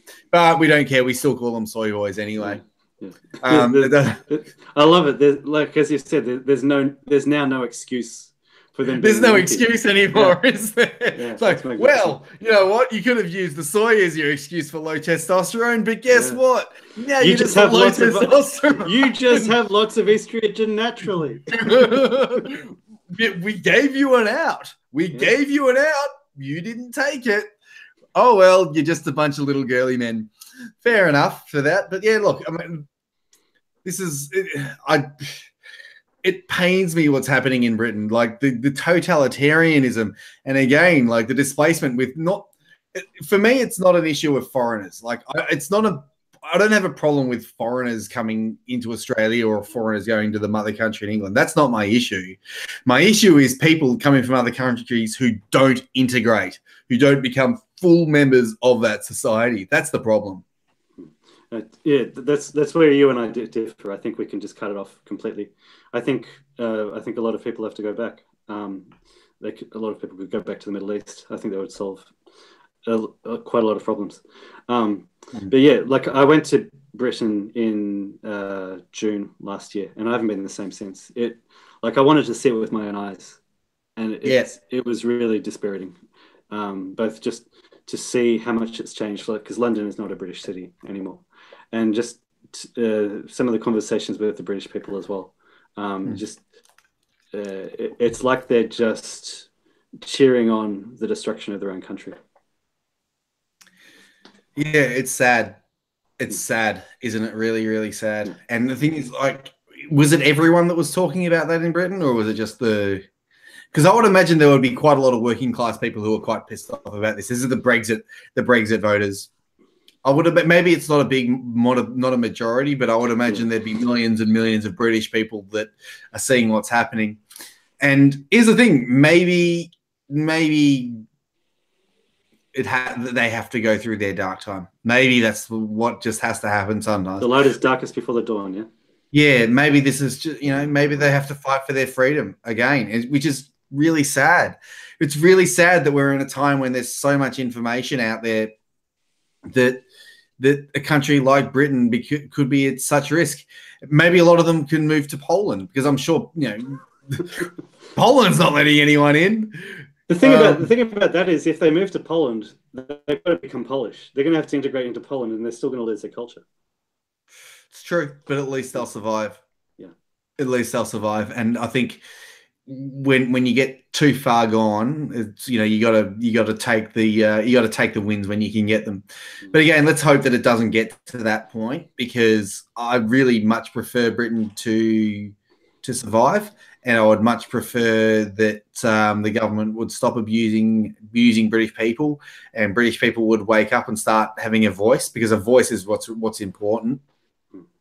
And I really hope that nobody does anything stupid and starts attacking people in the street, because I really hope that doesn't happen. But I would imagine that it's something that's probably going to happen sooner rather than later, unless things get better. Well, there's that line that European people are the most placid, most tolerant, most forgiving people in the world until they're not. So I think the left would bear well in mind to keep that. The left would do well to bear that in mind. Yeah. Gary just said that it's not all negative. If I was told if they ever got the choice, they would leave the EU. Guess what happened? Yeah, and look what's happening after they left the EU. Theresa May is basically trying to betray them on that. It's the people in power are really doing everything they can to. This is the biggest problem. It's top-down abuse. Yep. The British people are being genuinely abused by the state. They're being genuinely abused by the people who are supposed to be protecting them. And I actually think the British government is very, very fast becoming illegitimate. The Swedish government's already illegitimate. There is the Swedish state has no legitimacy, and the Swedish people. I don't want to say too much on the live stream. Yeah, we can maybe make a video where we talk about it. Yeah. We can talk about it, and we can put it on BitChute maybe, because I've got some very, very strong words that I would like to say about Sweden. Nothing. With a lot more vulgarity. With more vulgarity. I don't think they'd violate YouTube's terms of service and guidelines. I don't think it would, because I'm not. There's the guidelines are there, and I don't want to, and I don't want to violate them, and my opinions don't violate them anyway. But I don't want to take the risk, just regardless, just because of the way that censorship is at the moment.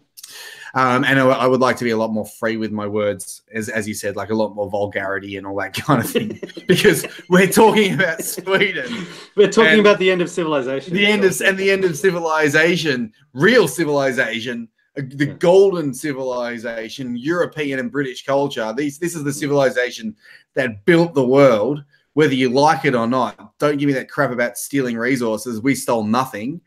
I mean, they colonized land, they harnessed resources, and they brought technology and freedom to the world. So it's really, really sad that the British people have sort of lost. They've bought into the Marxist propaganda. And I really think the Marxism is that insidious. And here's the thing. Again, it's going to be causing a lot of untold misery and suffering. And this time it's a lot more underneath as well. They've rather than being overt about it, they've really gone in, they've really belittled British people. They try and belittle European culture. They try and belittle us here as well. And they try and, in Australia, they try and flood us with immigrants who don't want to integrate.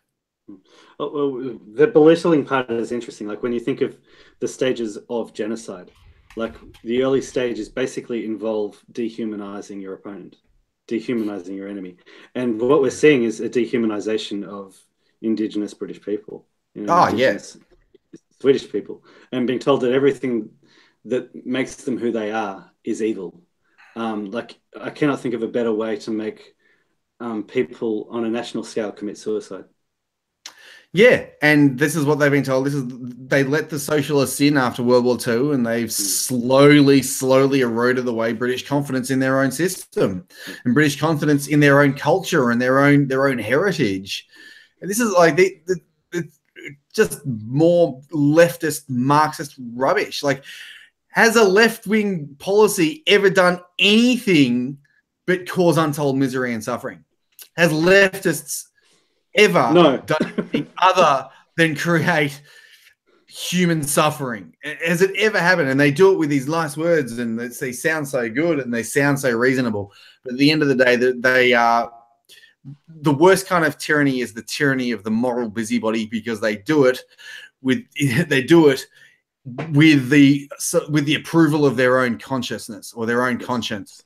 Yes, they are the worst kind of tyrants, and Britain is ruled by those tyrants, those fools, those absolute fools, and they're so asleep to it as well, as far as I can tell. And like, every time someone stands up and says something like, "Oh no, you're a racist and you're this and you're that," it's like, there are plenty of British people standing up for it as well. That's the thing. There are still British people standing up, which gives me positivity. That gives me hope. A little bit of hope for British people, because there are still people who are standing up for their British heritage, and there are people who are willing to fight for their heritage, and maybe it's ultimately we'll talk about this on the other one, because I don't want to go too far. I guess the last thing I would say is my favorite one is there was that the police some part in Britain, the police had their Twitter account, and they said that they'd confiscated all these weapons, and like there was a screwdriver and a butter knife and a bike wheel, and then there was a commenter underneath that said, "You boys are doing God's work. Lost my grandmother to a bike wheel," and they responded saying, "We're sorry for your loss." Sadiq Khan comes out and goes, "No one needs a knife. Let's have knife control." Is there a more dangerous SOB in the entire world right now than that half-wit? He's a complete infiltrator. He's the British. Yeah. He's the British Barack Obama. Barack Obama. There's pretty good evidence that he was a Muslim, and he was a communist. Like, you look at his mentors. That his mentors were actual communist terrorists. And Sadiq Khan, you've got the same thing. He's got links to the Muslim Brotherhood, and he's an infiltrator. He's destroyed London. London. It's not entirely his doing. I mean, the government let third world migrants in who didn't want to integrate, who were prone to crime, and he's just let it run rampant. So he's just a horrendous individual. I'd love to look him in the eye and say that. That's one of my dreams. I'd love to look him in the eye and tell him what I really, really think of him. He's an absolute. If I looked him in the eye, well, I couldn't say that on air. Yeah. Well, exactly. That's. I tend to agree, because the guy's a traitor. He's a traitor. He claims to be British. I don't even give him that. I don't even give him that that much benefit. Yeah, true. He's not to me. Like, he's a complete infiltrator, as far as I'm concerned. He's an outsider who is he is an infiltrator. He's not British. He really isn't British, is he? Like, he speaks with a British accent, but he's not British. He cares more about mean tweets than he does about people getting stabbed in the street, and acid attacks. And he's out there, and rather than talking about stopping that, we need to. What if British kids saw this on their Twitter feed? Oh, these mean things. Just look at that. Look at him. Like, he's just. Ugh. What a horrible person Sadiq Khan is. Look at a map showing the incidences of acid attacks, and then overlay that on a map of where Muslims have the highest have the highest density in London, course, and it's almost identical. It's incredible. It's ridiculous. Yep, and he's enabling that. And again, like I said before, you know, knowing about a crime and doing nothing about it is almost the same as actually committing the crime yourself. So he's responsible for those attacks. He is a genuine threat to the British people, and he is genuinely committing violence against the British people. Sadiq Khan is doing that. That's what he's doing. And it's like, this is... We look at all these things around the world. Thankfully, we don't have someone that bad in Australia right now. And I think Australia is a lot... we're less likely to have that kind of issue because of our geographical location, and our will to exist seems a little stronger than the British will, to be perfectly frank. And don't forget, Australia, we actually have a mainstream news channel that is conservative. We actually do now, and it's doing pretty well. And that's Sky News, which is in Britain. Sky News is about as far left as it gets. So yeah. For a second, I thought you were going to say XYZ. Oh yeah. I mean, I wish XYZ was as big as Sky News. We'll get there. We'll get there. Yeah, that's right. I mean, it's hopefully one day we'll work really hard at it. But it's good. No, the thing is, this is what gives me hope about Australia. There's actually a reasonable voice in Australia from certain aspects of the establishment, and which is really good. And I really hope that London just votes Sadiq Khan out so that someone can come in and fix the problem, because it's a big issue. Yeah. Do any for the audience? I mean, we've been going for quite a while now, going for just over an hour and a half. Let's if anyone wants to make any any final questions. Someone asked who's voting for Avi. Well, Avi is in the ALA, so I think he's actually he's in a seat. Standing as a member. I wonder if he is standing as a member and he's on the ballot for me, then I'll vote for him. I did vote for the ALA in the last election in the Senate. They were one of my 6 preferences. I can't remember which one though, to be honest with you. I just put 6 at the top. That there was no one in the lower house that I wanted to vote for.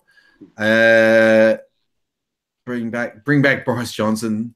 Yeah, bring back Boris Johnson for the Lord Mayor of London. Jeremy Clarkson actually had he wrote an article about what he would do if he was Lord Mayor of London. Yeah, what would he do? Basically, this is his policy. He says that on his first day as Lord Mayor of London, he would remove all bus lanes from the city. And on the second day as Lord Mayor of London, he would resign because he would have achieved everything that he wanted to do. Well, he lacks vision. He truly lacks vision, because if I was elected Lord Mayor of London, I can guarantee you I'd be doing a lot more than that. A lot more than that. I don't, because I mean, Lord Mayor of London, that's a pretty high profile position in England, isn't it? That's almost like our premier, or sort of like pretty much. Yeah. London has a higher population than the state of Victoria. Yeah. Yeah, so it's a fairly prominent position for someone as unworthy as Sadiq the Canute. Matthew, would you fundamentally transform London? I'd fundamentally change it back to what it should be. Yeah, fundamentally. There you go. And I would be shameless. I'd build a wall. You build a wall. And it would be with old school bricks as well. It would be like a proper castle. Oh yes, mate. I'd make London great. I'd make London great again, mate. It would have turrets and matriculations as well. What? Matriculations. Oh, jeez. Yeah. Okay. Yeah, because you got to have a star fort like they had in Vienna when they held back the Ottomans. You got to have matriculations on every castle. This is the rules. Yes. Would it have burning oil? Burning oil, yes, it would certainly. Yeah. And if you wanted to be a citizen of London, you would be required to eat pork at least once a week. I think they do that anyway. Yeah. That would be one of the rules for citizenship of London. Okay, maybe not that rule. That was just. I see. I see. That was a bit of a joke. That was a bit of a joke. Yes. You don't have to eat pork if you don't want to. Because some people just don't like pork. Totally joking. I think you should make that mandatory. If you don't, then you get I don't know. You get deported to Italy. No, because there are certain people that don't like pork for reasonable reasons. Yeah, and there is another religion that likes pork, that doesn't eat pork, and with that I have no issue with that one. What about at bacon? all? What about bacon? Well, bacon is pork, mate. You know that. What about ham? Sorry, what about ham? Yeah. Wait, don't they all come from the same animal? Yes, Matty, a magical animal. Okay, we're quoting Simpsons here. Yeah, I know. Now we're quoting. Now we're quoting Simpsons. Well, we've really pushed it today. Anyway, sorry, someone just mentioned we need to put a moat around it as well. But we already had a moat. It was the British Isles and the North Sea, but apparently that's not good enough. So we'll have to stick with the walls for now. We can't afford a moat. We'll just stick barbed wire at the top of it. Just say anyone. You just big walls. You can't. No one's allowed to enter, and only British people are allowed to enter. Must pass an English test. That would be the actual rule. So everything before I was being facetious, but you would have to pass an English test in my city of London if you wanted to even enter. So if you can't speak English fluently, you're not allowed in. And I just say that's the rule. Piss off if you don't like it.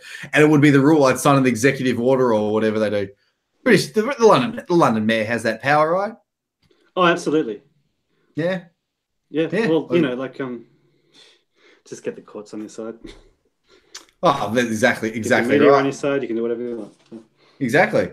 Oh, we'll just de-license the media. We're the British state, aren't we? We'll just take every license away and say, go online. You have the right to say whatever you want online, but you can't use the state. You can't use state licenses. Oh, yes. Yeah, that would be. I'd destroy the media in one fell swoop. By deregulating it. By deregulating it completely. Yes. I'd say, yeah, exactly. I just completely deregulate. I deregulate everything, and I deregulate absolutely everything that I possibly could. And I would, other than issues of immigration and citizenship. Yeah. So this is my platform. Only half serious. I'll vote for you, Matty. Oh, fill in that bloody tunnel. Yes, we'd fill in the tunnel too. We'll fill in the tunnel. Yeah. Do you know what? We'll just put a wall around Britain in general. I mean, it's like we've already got a moat. We may as well just build a wall all the way around, so no one's allowed in. Get off of my rock. This is our rock now. That's what we need to do. Like Australians need to go back to Britain and take over and say, you know what? I knew there was a reason that you sent us over there. So we'll uncuck the country. Save your asses one day, hey? Yeah, we'll uncuck the country. Yeah. Yes, we'll make England great again, whether they like it or not. Yes. I think it's high time that Australia invaded Britain. I'm up for that. Yes, yeah. We'll invade them with hilarious memes and sarcastic riposte. I hope I used that word correctly, or I didn't. If it's just made up, then I made that word up. I'll pay it. Riposte. Oh yeah, someone just mentioned it would also be good to keep the British away from us. That's a pretty good point. Although are you talking about the soap dodgers? Yeah, we might actually have to open up refugees for British people as well.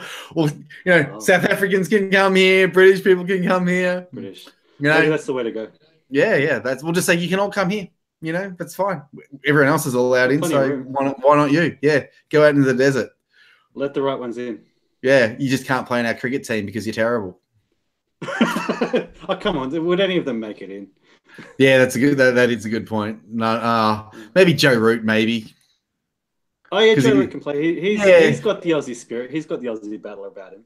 And he's got a great name, doesn't he? It's like, I just had a Joe Root last night. Yeah. The rest, all they're good for is whinging. They come in the side and they start complaining about stuff. Yeah. Ah, well. Ah, well. At least they speak English, barely. I reckon we speak English better than half the British, actually. You know what? You what? It's especially Northern Irish people. Like they can't speak English for anything. Hey, hey, Dave, we better finish this live stream pretty soon. Otherwise, we might end up going a bit too late. If you know what I'm saying, you understand, right? I'm sorry, I only speak English, matey. Yeah, exactly. Yeah, yes, yeah, I'm done. Yeah, all right. Thank you very much for chat. Thank you very much. I hope you enjoyed our emotional rantings at the camera. Obviously, we wish all the best for everyone in England. We don't want it to go down south. We don't want anyone to get hurt. And you know, everybody has the right to exist. We're all the same universe. Never forget that. Thanks, guys, and we will be back same time next week. Tell your friends about us as well. Also, guys, just got to let you know, like, ask a really small request. YouTube are unlikely to be recommending the live stream to anyone. They're not going to be sending notifications to people a lot of the time, even if you click the bell. So if you could just tell a friend who you think might be interested in listening to us and who might be interested in listening to or reading stuff from the XYZ and looking at my stuff especially and Dave's and XYZ's and all that kind of thing. Social media is sort of in a state of flux at the moment. I mean, Facebook is pretty much dying. It's definitely dying. So we're really trying to build our presences on other social media. I mean, I'm obviously on YouTube, but it's important to follow us on Twitter, Minds, Gab. I've got a BitChute. Make sure you subscribe to me on BitChute as well. I'm going to set up a DTube account as soon as I get my login details and everything, which is taking a while.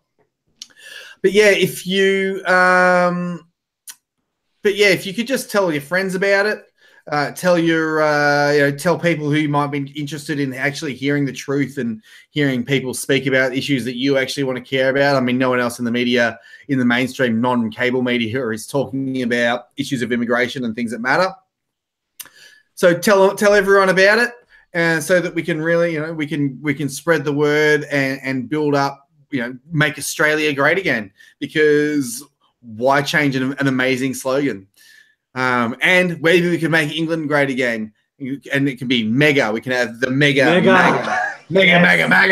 It'll be like a full-on Tokyo disaster movie. The mega is coming to take away Godzilla. Mega. I like mega. Yeah. On that note, what is it? Was it if you make it the UK? It's was it mucka. Make the UK mega. But yeah, guys, like I said, if you guys could just share this live stream around, or just tell people about it. You don't have to share this one if you don't want to. Just tell people about it. We're at the same time every week. Tell people about my channel. Tell people about my stuff. Tell people about XYZ. And if someone says that XYZ are more racist and all that kind of thing, just say no, it's not true. Go and have a read of what they're saying. They're talking about really interesting issues. Tell them to get stuffed. There were a few people who were a little bit concerned about a certain ethno-religious group, and tended a little bit obsessed with that group as well. But that's been cleaned up a little bit, because it was bringing down the site in a few people's opinions. I mean, we do believe in free speech, freedom of speech, and all that kind of thing. But wishing harm to certain people is kind of not acceptable.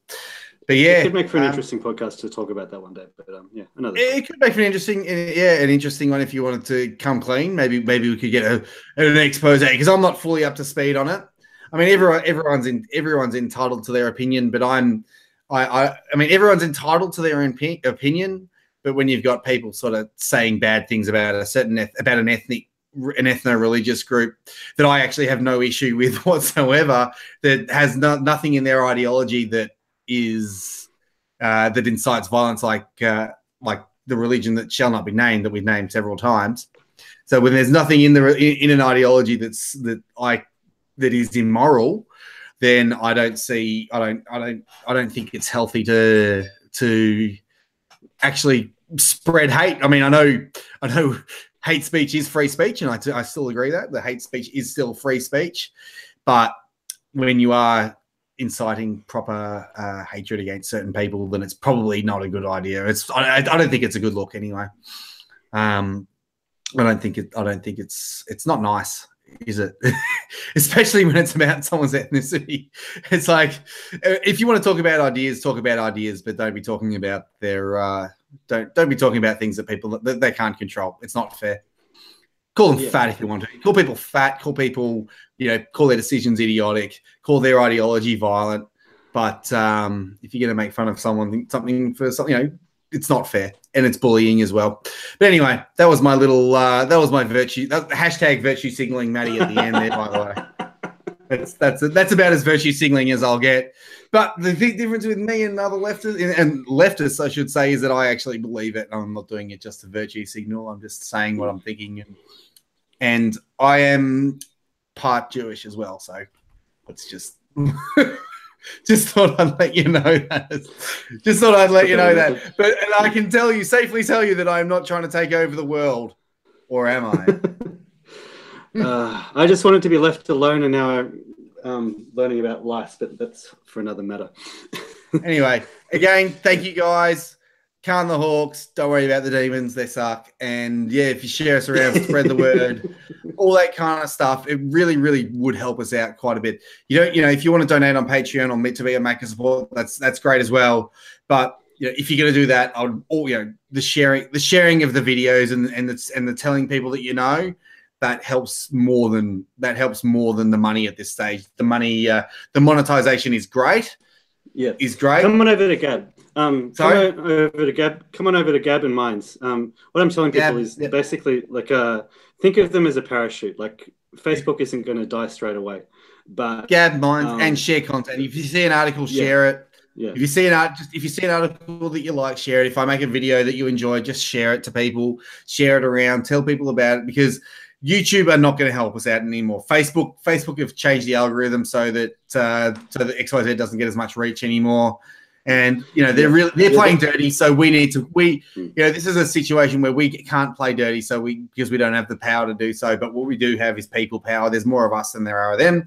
So if we all, if everyone shares a video or an article or two a week, then that would be really, really great. Yeah.